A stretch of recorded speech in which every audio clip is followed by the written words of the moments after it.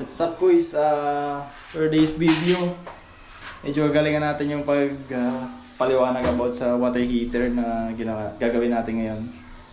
So first time na pumunta kami dito, ang inabang namin ay yung kanyang mga plumbing. PPR ang ginamit namin dito. So ito siya.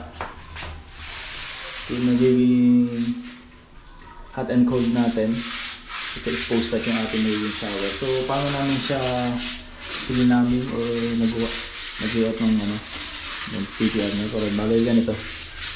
Galing ito sa labas. Karoon kami ng tea dito, papunta dito sa kanyang BDN flush box. So ito yung ating magiging bowl or yung water closet natin. Tapos galing papunta dito, karoon kami ng tea with thread. So diretso siya. So actually ang ginatagal namin 45, hindi naman siya. Tapos naglagay kami dito ng couple. May dito tayong couple na connector. Sa elbow siyang gano'n. May siyang pandikit dito.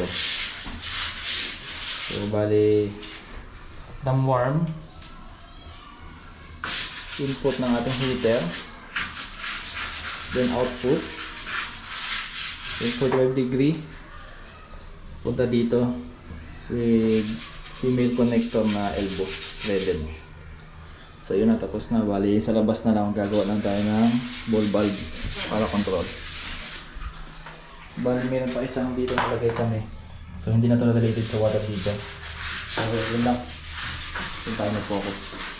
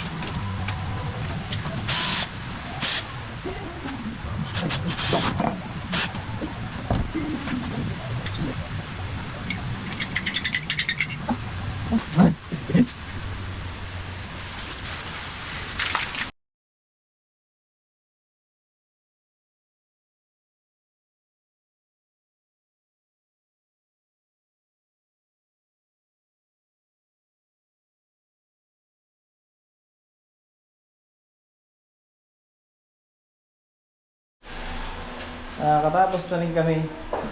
Update lang tayo dito. Nagbaliktad na ngayon. Yung in dati naging out na. So dito na in niya, dito na out. It's up lang ako nitong ano na to.